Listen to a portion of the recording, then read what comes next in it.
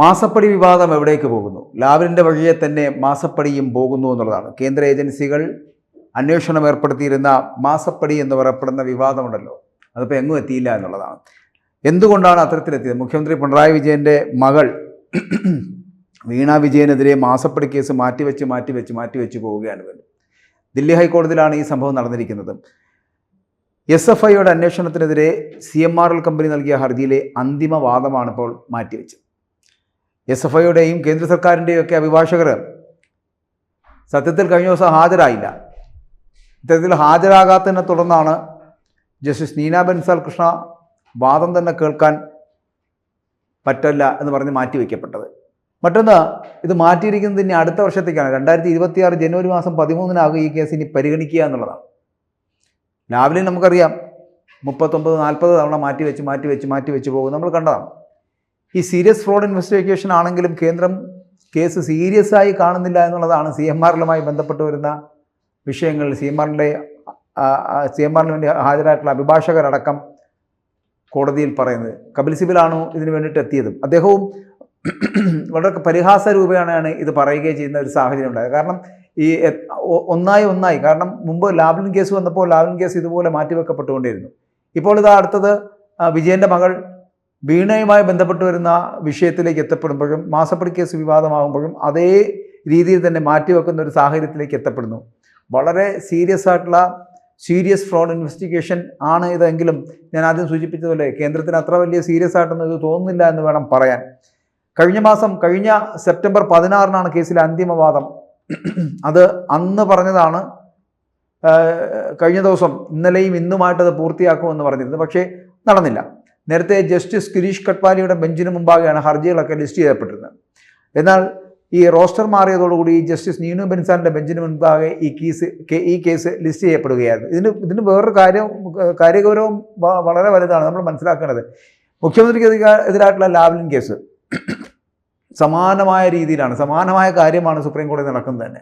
അതുപോലെ തന്നെ ഹർജി പരിഗണിക്കുമ്പോൾ CBI അഭിഭാഷകൻ ഹാജരാക്കാത്തതിനെ തുടർന്ന് കേസ് മാറ്റിവെക്കുകയാണ് പലപ്പോഴും ഈ ലാവ്ലിൻ കേസുമായിട്ട് ബന്ധപ്പെട്ട് ചെയ്യുന്നത്. CPM BJP ധാരണ എന്ന് പറയപ്പെടുന്നുണ്ടല്ലോ, ഇതിന് പിന്നിൽ കോൺഗ്രസ് അതാണ് പറയുന്നത്. അപ്പോൾ ഇതിന് പിന്നിൽ കോൺഗ്രസ് പതിവായി ഉന്നയിക്കുന്ന ആരോപണമാണിത്. സമാനമായ സാഹചര്യമാണ് ഇപ്പോൾ മാസപ്പടി കേസിലും ഉണ്ടായിരിക്കുമ്പോൾ സ്വാഭാവികമായിട്ടും ആർക്ക് വേണമെങ്കിലും ഇത് തന്നെ പറയേണ്ടി വരും എന്നുള്ളതാണ്. കാരണം ഇങ്ങനെയാണോ സമീപനം സ്വീകരിക്കേണ്ടത്? കുറച്ചുകൂടി ഞാൻ ആദ്യം സൂചിപ്പിച്ച പോലെ ഈ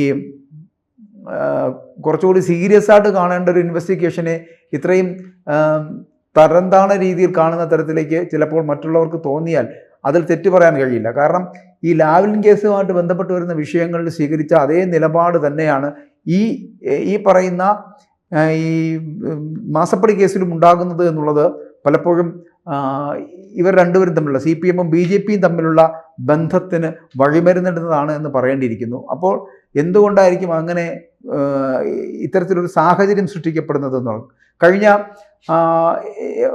ഏകദേശം 39-40 തവണകളിലായിട്ട് ലാവ്ലിൻ കേസ് എന്തുകൊണ്ടാണ് മാറ്റിവെച്ചത്? സുപ്രീം കോടതിയിൽ എത്തപ്പെടുമ്പോൾ അവിടെ CBIയുടെ അന്വേഷണ ഉദ്യോഗസ്ഥർ അല്ലെങ്കിൽ അഭിഭാഷകർ എത്താറില്ല എന്നുള്ളതാണ്. എന്തുകൊണ്ടാണ് അത്തരത്തിൽ CBIയുടെ അഭിഭാഷകർ എത്താതെ മാറിപ്പോകുന്നത് എന്നുള്ളതാണ് ഇനി നമുക്കറിയേണ്ടത്. അതേപോലെ തന്നെയാണ് ഇവിടെ ഇപ്പോൾ PM ശ്രീയുമായിട്ട് വന്ന വിവാദം വളരെയധികം കൊഴുക്കുമ്പോഴാണ് ഇപ്പോൾ മകളുടെ കേസുമായിട്ട് ബന്ധപ്പെട്ട് കേന്ദ്ര അഭിഭാഷകർ ഹാജരാകാത്ത ഒരു സാഹചര്യം മാസപ്പടി കേസിലും ഉണ്ടായിരിക്കുന്നത്. ഇതുപോലെ തന്നെയാണ് ലാവ്ലിൻ കേസിലും ഉണ്ടാകുന്നത്. അതുകൊണ്ട് തന്നെയാണ് ആയിരിക്കുമല്ലോ ആ ആരോപണങ്ങൾ ഉണ്ടാകുന്നത്. ഈ കോൺഗ്രസ് ആരോപണങ്ങൾ ഉന്നയിക്കുമ്പോൾ മാത്രം ആ ആരോപണങ്ങളോട് ഒരു തരത്തിലും പ്രതികരിക്കുവാൻ കഴിയാതായി പോകുന്നു.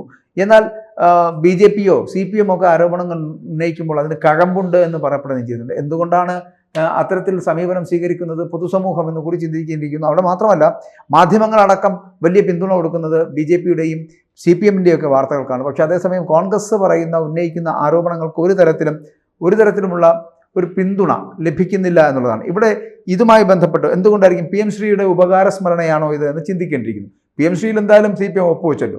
അതിനുള്ള ഉപകാരസ്മരണയായിട്ടാണോ വീണ വിജയൻ്റെ കേസ് സുപ്രീം കോടതിയിലേക്ക് എത്തപ്പെടുമ്പോൾ ഡൽഹി കോടതിയിലേക്ക് എത്തപ്പെടുമ്പോൾ അവിടെ എന്തുകൊണ്ടാണ് അഭിഭാഷകർ ഹാജരാകാതിരിക്കുന്നത് എന്നുള്ളതാണ് ചോദ്യം ഉയരുന്നത്. ഈ എക്സാലോജി കമ്പനി ഉൾപ്പെടെ ദുരൂഹമായിട്ടുള്ള സാമ്പത്തിക ഇടപാടുകളാണ് ഈ ഇടപാട് കേസിലാണ് ഈ അന്തിമവാദം കേൾക്കാനായിട്ട് മാറ്റിവെച്ചത്. പക്ഷേ ദില്ലി ഹൈക്കോടതി അത് വീണ്ടും മാറ്റുകയാണ്. അടുത്ത വർഷത്തേക്ക് 2026 ജനുവരി മാസം 13 മാറ്റിവെക്കുകയാണ് ചെയ്യുന്നത്. ഇനിയും കാത്തിരിക്കണമെന്നുള്ള. അപ്പോൾ ഈ PM ശ്രീയുമായി ബന്ധപ്പെട്ട് വന്ന വിഷയങ്ങൾ പിണറായി സർക്കാരിനുള്ള ആദ്യത്തെ ഉപഹാരമായിട്ടാണ് ഈ സംഭവത്തെ വിലയിരുത്തപ്പെടുന്നത് എന്ന് പറയേണ്ടിയിരിക്കുന്നു. SFIയുടെ അന്വേഷണം ഞാൻ പറഞ്ഞല്ലോ, ഈ പറഞ്ഞാൽ സീരിയസ് ഫ്രോഡ് ഇൻവെസ്റ്റിഗേഷൻ എന്ന് പറയപ്പെടുന്ന തരത്തിലുള്ള ഇൻവെസ്റ്റിഗേഷൻ അന്വേഷണത്തിനും തുടർ നടപടിക്കുമെതിരെ CMRL കമ്പനി നൽകിയ ഹർജിയിലെ വാദം കേൾക്കലാണ് അടുത്ത വർഷം ജനുവരി 13 ഇപ്പോൾ മാറ്റിവെച്ചിരിക്കുന്നത്. അപ്പോൾ കഴിഞ്ഞ ദിവസം ഈ കേസ് പരിഗണിച്ചപ്പോൾ തന്നെ SFIക്കും കേന്ദ്ര സർക്കാരിനുമായിട്ട് അഭിഭാഷകർ ആരും തന്നെ കോടതിയിൽ ഹാജരായിരുന്നില്ല എന്നുള്ളതാണ് ഏറ്റവും വലിയ പ്രത്യേകത. അതിനുശേഷമാണ് ഈ കേസ് മാറ്റിവെക്കുന്ന തരത്തിലേക്ക് എത്തപ്പെട്ടത്. അപ്പോൾ ഇവിടെ കഴിഞ്ഞ സെപ്റ്റംബർ 16 ഈ കേസിൽ അന്തിമവാദം കേൾക്കുന്നതിലേക്കാണ് കഴിഞ്ഞ ദിവസത്തേക്ക് മാറ്റിവെച്ചിരുന്നത്. പക്ഷേ ആ തീരുമാനം മാറ്റിയതിന് പിന്നിൽ വലിയ ഇടപെടലുകൾ ഉണ്ടായിട്ടുണ്ട്, വലിയ തരത്തിലുള്ള ഉപകാരസ്മരണകൾ ഉണ്ടായിട്ടുണ്ട് എന്ന് പറഞ്ഞാൽ അത് ചിലപ്പോൾ തെറ്റാകില്ല എന്ന് പറയേണ്ടിയിരിക്കുന്നു. കാരണം കേസിൽ അന്തിമവാദം കേൾക്കേണ്ടതിന് പകരം ആ കേസ് വീണ്ടും മാറ്റിവെക്കപ്പെടുന്ന തരത്തിലേക്ക് എത്തപ്പെടുകയാണെങ്കിൽ അതിനർത്ഥം മുമ്പ് നമ്മൾ ലാവ്ലിൻ കേസുമായി ബന്ധപ്പെടുത്തി എന്തൊക്കെയാണോ ചർച്ച ചെയ്യപ്പെട്ടത്, അല്ലെങ്കിൽ ഏതൊക്കെ തരത്തിലാണോ ആ കേസ് ഇന്നും അപൂർണമായി നിൽക്കുന്നത്, അതുപോലെ തന്നെ ആകുകയുള്ളൂ ഈ പറയുന്ന വീണ വിജയൻ്റെ എക്സാലോജിക്കുമായി ബന്ധപ്പെട്ട് വരുന്ന മാസപ്പടി വിവാദത്തിനും അതുതന്നെയാണ്. അതിൻ്റെ യാത്രയും അങ്ങനെ തന്നെയായിരിക്കും. ഈ ചരിത്രത്തിൻ്റെ ഭാഗമായിട്ട് തീരുന്ന തരത്തിലേക്ക് ഈ കേസും പോയി കിട്ടുമെന്നുള്ള കാര്യത്തിൽ സംശയമില്ല. അതിനൊക്കെ വേണ്ടി തന്നെയാണ് നയം നിലപാട് ഇവയൊക്കെ ഉണ്ടായിട്ടും CPMഉം CPIയും രണ്ട് തട്ടിലായതും CPM ആ പഴയ RSS അജണ്ട നടപ്പാക്കില്ല എന്നുള്ള നയം മാറി PM ശ്രീയിൽ ഒപ്പുവയ്ക്കുന്ന സാഹചര്യത്തിലേക്ക് എത്തപ്പെട്ടത്. അങ്ങനെ PM ശ്രീയുടെ MOU ഒപ്പിട്ട് മാറുമ്പോഴാണ് വീണ വിജയൻ്റെ കേസ് ഹൈക്കോടതിയിലേക്ക് എത്തപ്പെടുന്നത്. അവിടെ ഹൈക്കോടതിയിൽ ആ കേസ് എത്തപ്പെടുമ്പോൾ സ്വാഭാവികമായിട്ട് ആ കേസിന് അപ്പിയർ ചെയ്യാനായിട്ട് അഡ്വക്കേറ്റ്സ് എത്തുന്നില്ല എന്നുള്ളിടത്താണ് ഇതിൻ്റെ മറ്റൊരു ചിന്ത എന്ന് പറയപ്പെടുന്നത്. കാരണം ഇത് എത്രത്തോളം വിരോധാഭാസമാണെന്ന് നോക്കൂ. ഇവിടെ ലാവ്ലിൻ കേസാണെങ്കിലും വീണ വിജയൻ്റെ ഈ കേസാണെങ്കിലും ഇത് രണ്ടിനും സമാന രീതിയിലുള്ള പ്രതികരണങ്ങളാണ് അഭിഭാഷകരുടെ ഭാഗത്താണ് ആണെങ്കിലും ഇത് ബാക്കിയുള്ള രാഷ്ട്രീയ കേന്ദ്രങ്ങളിൽ നിന്നാണെങ്കിലും ഉണ്ടാകുന്നത്. ഇവിടെ ഇതിനു മുൻപും ഈ ലാവ്ലിൻ കേസുമായിട്ട് ബന്ധപ്പെട്ട് വരുന്ന വിഷയങ്ങളൊക്കെ വന്നപ്പോൾ എത്രയോ വട്ടം, അതായത് ഞാൻ പറഞ്ഞതിൽ 39-40ാമത്തെ തവണ മാറ്റിവെക്കപ്പെടുന്ന സ്ഥിതിവിശേഷം ഉണ്ടായി. പിണറായി വിജയൻ PM ശ്രീ പദ്ധതി ഒപ്പിടുന്ന സാഹചര്യത്തിലേക്ക് എത്തപ്പെടുമ്പോൾ CPI സ്വീകരിച്ച നിലപാടിനോട് എന്തുകൊണ്ടാണ് യോജിക്കാൻ കഴിയാത്തതെന്ന് ഇപ്പോൾ മനസ്സിലാകുന്നുണ്ടോ? കാരണം ഈ PM ശ്രീ വിവാദം ഉണ്ടാകില്ലായിരുന്നു. കാരണം CPMൻ്റെയും LDFൻ്റെയും നിലപാട് എന്ന് പറയപ്പെടുന്നത് ഈ RSSൻ്റെ ഹിഡൻ അജണ്ട നടപ്പാക്കില്ല എന്നുള്ളതായിരുന്നു. എന്നാൽ ആ ഹിഡൻ അജണ്ട നടപ്പാക്കാം, അല്ലെങ്കിൽ RSSൻ്റെ ആ അജണ്ട നടപ്പാക്കാൻ കഴിയുമെന്ന് CPMന് എപ്പോഴാണ് മനംമാറ്റമുണ്ടായത്? എപ്പോഴാണ് അവരുടെ നയത്തിൽ മാറ്റം ഉണ്ടായത്? എപ്പോഴാണ് അവരുടെ നിലപാടുകൾ മാറിയത്? എപ്പോഴാണ് അവരുടെ ആശയങ്ങളിൽ വ്യതിയാനമുണ്ടായത്? അപ്പോൾ നയവ്യതിയാനങ്ങൾ ഉണ്ടായത് എന്തുകൊണ്ടാണ് എന്ന് സംവദിക്കേണ്ടിയിരിക്കുന്നു CPM.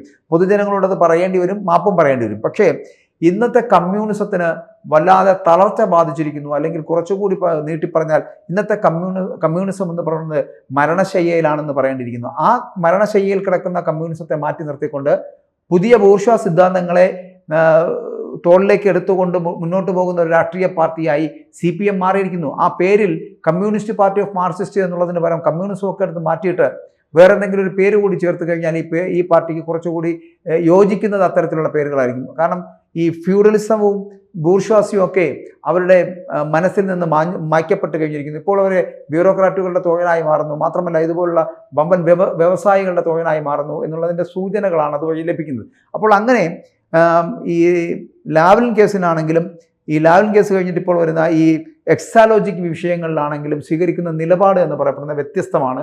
പക്ഷേ അവിടെ BJPയുടെയും CPMൻ്റെയും ഏതെങ്കിലും തരത്തിലുള്ള ബന്ധമുണ്ട് എന്നുള്ളത് കൊണ്ടാണോ ഇങ്ങനെ ഈ കേസുകൾ മാറ്റിവെക്കപ്പെടേണ്ടി വരുന്നത് എന്നുള്ളത്? ചിലപ്പോൾ ഈ പറയുന്ന പോലെ അതിനകത്ത് മറ്റെന്തെങ്കിലും കാരണങ്ങൾ ഉണ്ടായിരിക്കാം, അല്ലെങ്കിൽ നിയമപരമായിട്ടുള്ള കാരണങ്ങൾ ഉണ്ടായിരിക്കും, അല്ലെങ്കിൽ അതിനകത്ത് എത്തപ്പെടാൻ കഴിയാത്ത സാഹചര്യം ഉണ്ടായിരിക്കാം, എന്തു ആയിക്കൊള്ളട്ടെ. പക്ഷേ പൊതുസമൂഹത്തിനൊക്കെ തെറ്റിദ്ധരിപ്പിക്കപ്പെടുന്ന തരത്തിലേക്ക് എത്തപ്പെടുന്ന വാദം എന്ന് പറഞ്ഞാൽ വിജയനും ഈ പറയുന്ന പിണറായി വിജയനും മോദിയും തമ്മിൽ ഉണ്ടാക്കിയെടുത്തിട്ടുള്ള PM ശ്രീ പദ്ധതി എന്ന് പറയപ്പെടുന്നതിന് ഒരു ഉപകാരസ്മരണ എന്നോണമാണ് ഇപ്പോൾ ഈ എക്സാലോജിക് വിഷയത്തിൽ അഭിഭാഷകർ ഹാജരാകാത്തത് എന്ന് പറയപ്പെടുന്നു. അതിനകത്തുള്ള സാങ്കത്യം എന്ത് തന്നെ ആയിക്കൊള്ളട്ടെ, പക്ഷേ പൊതുസമൂഹം ചിന്തിക്കുന്നത് എന്ന് പറഞ്ഞാൽ അത് തന്നെയായിരിക്കും. ഇവർ തമ്മിൽ എന്തോ ഒരു അന്തർധാര ഉള്ളത് കൊണ്ട് തന്നെയായിരിക്കും ഈ സജീവമായിട്ടും ഈ ലാവ്ലിനാണെങ്കിലും എക്സാലോജിക്കാണെങ്കിലും ഇപ്പോൾ അതേ വഴിയിൽ നീങ്ങുന്നത് എന്ന് ചിന്തിക്കേണ്ടിയിരിക്കുന്നു.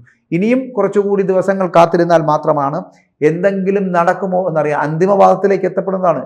കഴിഞ്ഞ ദിവസവും ഇന്നുമായിട്ട് അന്തിമവാദം പൂർത്തിയാക്കി ഇതിന് കൃത്യമായ ഒരു തീർപ്പ് വിധി വരേണ്ടതാണ്. പക്ഷേ അതിലേക്ക് എത്തപ്പെടാതെ വീണ്ടും നീട്ടിവെക്കുന്നുണ്ട് എങ്കിൽ മകളെ രക്ഷപ്പെടുത്തുവാൻ ഒരച്ഛൻ നടത്തിയ നാടകത്തിന് അതിന് കിട്ടിയ ഉപകാരസ്മരണയാണ് ഇതെന്ന് പറയേണ്ടിയിരിക്കുക. അതിനു വേണ്ടിയിട്ടാണ് സ്വന്തം നയങ്ങളും ആശയങ്ങളും നിലപാടുകളൊക്കെ മാറ്റിവെച്ചുകൊണ്ട് PM ശ്രീ പദ്ധതിയിൽ ഒപ്പിടേണ്ടി വന്നത് എന്ന് CPI പറയുന്നത് ചിലപ്പോൾ ശരിയാണ് എന്ന് നമ്മൾ വിശ്വസിക്കേണ്ടി വരും.